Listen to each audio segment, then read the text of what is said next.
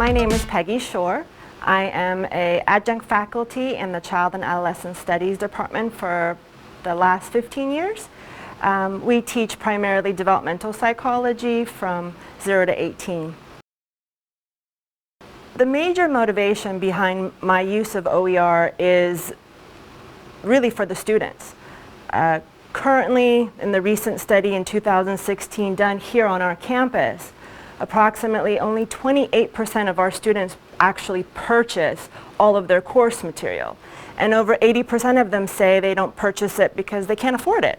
So I know my course materials were very expensive, and I was trying to find an alternative to bringing the cost down. Currently I use it in CAS 312, which is our human growth and development from birth to death. At first I had no idea what OER was. Fortunately, our online education and training department really worked at informing and educating us instructors about the options out there in OER.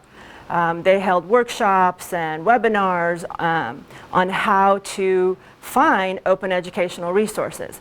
So I used their links and sources and began to do a search with the major content area of our course and began to put pieces together. I use multiple sources. I don't just use one textbook. That's the beauty of using open educational resources, is that you can use an array of different materials.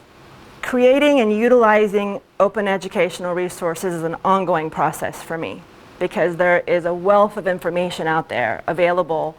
So in the beginning, it took me a while to really find and put together the pieces that I wanted.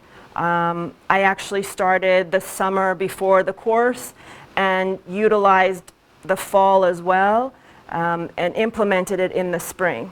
It does take a lot of time, but it's definitely worth it for me and for my students, because I get to customize what they're learning exactly to what I want and what our learning objectives for the course is, versus when you use a textbook, you are forced to teach utilizing the information in that text. And sometimes there's one chapter that isn't very good, or information that you want to include about cultural diversity that isn't in there.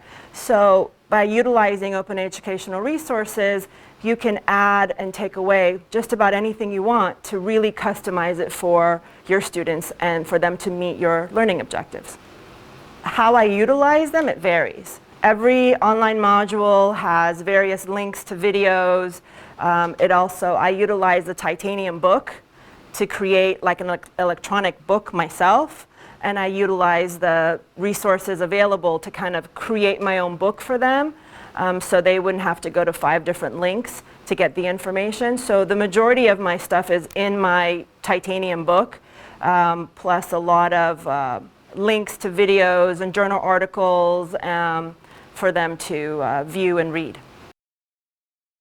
My students have reacted very positively to the use of open educational resources in my classroom.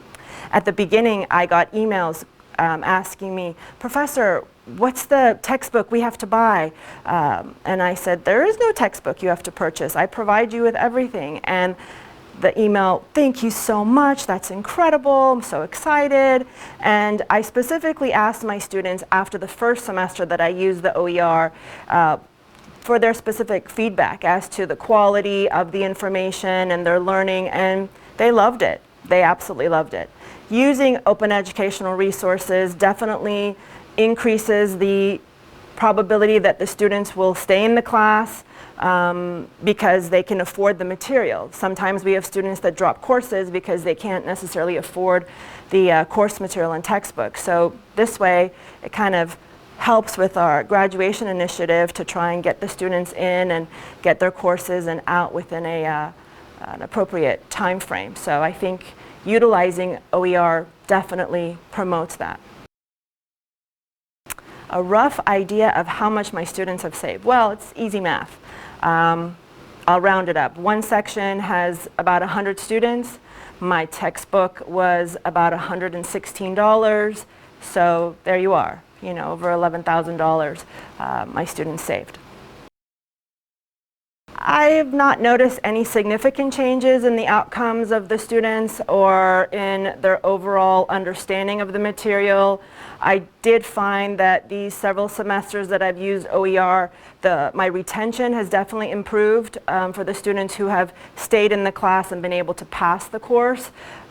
We know that using open educational resources definitely closes the equity gap, according to a study in University of Georgia. There was definitely an improvement of overall grades by at least 8%, and particularly improvement of grades by at least 12% for Pell students. So we know that using OER is beneficial for the equity gap as well. I absolutely plan to utilize OER in all my courses. I'm actually working on one of the courses right now, and plan to make all of my courses OER. Did I encounter any problems when I was adapting OER? Yeah, absolutely. It's work. It's a lot of research. You have to read the materials out there. You have to select what you want. But now we have an array of options. We have textbooks, modules, tests. There's so many things out there available for faculty to choose from that, once you put the time in, you will definitely come out with a lot of high quality stuff. Honestly, as I said before, it's an ongoing process. You have to constantly make changes because there's new material and new things out there that have become available and are now